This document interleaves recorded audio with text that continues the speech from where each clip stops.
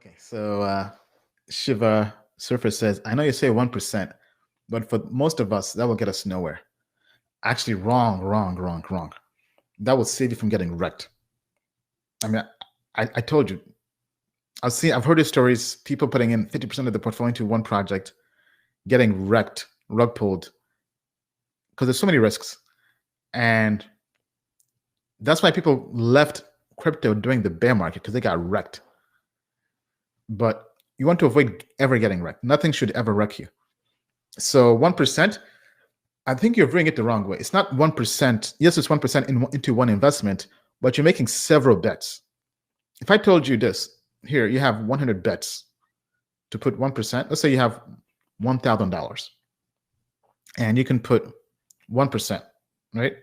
You can put basically $10 into any of these other projects. I mean, we had somebody here talk about Icon, right? They put what, $30 into Icon, got $3,000. I mean, so imagine, because what you're trying to do is you're trying to survive, survival of the fittest. And basically, let's say $1,000, you put in $10 into 100 bets, and you put in those bets. Once you do that, let's say one does a 10x, because what you're trying to do is kind of like test the waters. Once you find a winner, then you can double down even more, right? But the reason I say 1% is because you guys are trading. You guys are following pump and dumps. These products might make money now, but they will dump. That's why, I mean, people forget the dump and pump and dump. They think it's just pumping and pumping and pumping, but eventually it's going to dump. And this is a quote that's true and true in all markets. Crypto, equities, it's basically this. Markets go up in an escalator and come down in an elevator. So markets will baby step all the way up, pumping nice and slow. But when they dump, you can go through the entire gains you had in like one day, right? So like imagine like last year, market, when America closed down the borders for COVID, crypto altcoins dropped 40% in one day. So imagine you're going nice and up 5%, 10% a day over like a week or two, or even a month. Let's say a project is up 40% in 1 month. You can lose all one day or half a day even. So at 1%, if you're speculating, that's what you have to do. Now, you can do more than 1%. You can do 5%, I said, if you're fundamentally investing, meaning that you're willing to wait long-term, wait years for this project to do well. Like imagine Chainlink comes out and you're investing in the ICO, or let's say some IDO, and you've done your research, you've gone through the analysis, whether through Token Metrics or your own analysis and research. You spend basically hours and hours of research just on this project, and you understand it in and out, back to front, and you say, you know what, 5 years from now, this is going to be a top 20 market cap project like Helium, right? Then you can put 5% because you've done your research. But if you haven't done squat and you're just watching some YouTuber or some Telegram group and you're just following into it because this is the talk of town, everyone is, sorry, my chair, everyone is talking about this, and you don't really get the project, that's how you get wrecked. Because not knowing your research will wreck you. If you've done your research, nothing wrecks you because you've gone through the entire checklist. You believe in this project long term. You're there on an island. That's how you survive, right? So when I say 1%, because you're speculating, you've done no research. Let's say a project launches with no code review, right? There's no code, nothing's open source. You're just going in because the hype, the FOMO, PancakeSwap, or this Binance Smart Chain, the FOMO. These two YouTubers talked about it. They pumped it, or it has to pump. You go in there with half your portfolio, and then Trump says, you know what? Crypto is a security, or let's say SEC says crypto is a security, or let's say, you know what? We enter a recession. Let's say like randomly, like what happened in 2008. Let's say Goldman Sachs goes belly up, right? Goes bankrupt, and that crashes equities, which then crashes Bitcoin, then Ethereum, then altcoins. Then you're wrecked. Nobody cares about that YouTuber who pumped it when Goldman Sachs is going bankrupt. So something that is not tied to crypto messed up crypto. Because if you notice, when crypto or Bitcoin is crashing, so basically altcoins are strongly correlated with Ethereum. And Ethereum is still strongly correlated with Bitcoin. And Bitcoin, for a while, was strongly correlated with the VIX, with the volatility index and equities, right? Until it kind of decoupled. But after March last year, for a few months, it was strongly, because there was a liquidity crisis and crunch. So, I mean, it's kind of like the butterfly effect. Things that don't affect crypto will still affect crypto, which you have to factor into your analysis. That's why I say if you're speculating, it's nice when you're making those gains, but when the music stops, and anything could make it to stop. I mean, like last year, Trump made the music stop in crypto without even caring for crypto, because when the American economy closes, people go home. Money is drained out. So that's why I say 1% will protect you from getting wrecked. And if you find winners, then you can maybe double down. But I think if you want to do more than 1%, you have to do research in those projects and know what you're investing in. I mean, like somebody who's just FOMO buying, pumping projects is not going to know that, hey, Tornado Cash has this formula here.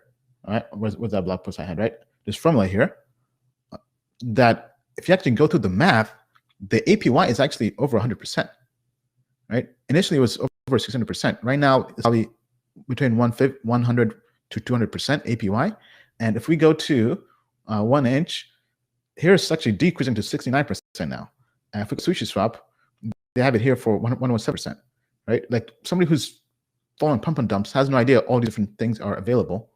So basically I'm saying you wouldn't know that, hey, this equation here, right? Just by doing research we did here, there's a dashboard that's open source and public that tracks the actual withdrawals, which you can then use to plug into this formula you found from going through their blog and doing your own research, right? And then you can manually calculate this yourself to have an idea on when to enter and exit this mining program. I mean, this is game we just gave away on this show. If you're holding this token, this is something, I mean, I think could be this dashboard here. Because now you know, hey, if I'm going to withdraw, when's a good time? And having all this information here, right? Knowing that, hey, doing research, you discovered, hey, Vitalik is in Torn, or hey, these other big people are in Torn. Hey, I mean, all this you will not know just not doing your own research, right? That's why I say when you can do your own research, then you can take those big bets.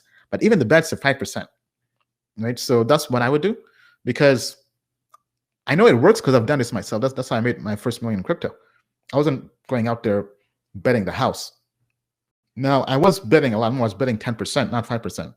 But even then, that's because I had a nice job at IBM making almost $500,000. So, I mean, I could afford to lose some money, right? But if you're investing small, like let's say you're a college student, like my brother, I'm getting, he's now into crypto. He has pretty much Coinbase coins. And I'm like, okay, if you want to make some money, DeFi is good, but the fees are too high. Okay, let's look at PancakeSwap and Binance Smart Chain. But I don't trust anything on Binance Smart Chain. It's centralized. The quality is not that good. They're just forking products on DeFi, on Ethereum DeFi. So I don't want to marry anything on Smart Chain, but I will trade or speculate in it, right? Pump and dumps. If you're going to do that, know what you're getting into. And basically don't put more than 1%. So let's say you have $1,000, I'll put $10, right? Or let's say you want to be even more risky. Okay, let's say you do 10%. I'm sorry. Let's say you do 5%. I would not recommend it because the stories I hear, lots of people get wrecked. But let's say you're a big man, big woman, you know, put on your big pants, and you say, you know what? I have $2,000. I don't care if I lose it all. Okay, maybe you do 5%, 10%. But if you lose it all, I mean, don't come to me, right? But anyway, because that's just proper portfolio and risk management, right? So with my brother, who's in college, I basically, actually what I tried to do initially was buy him a hotspot.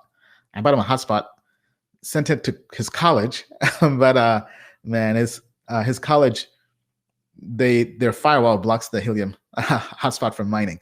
So that was like, damn. I mean, how the hell they know that?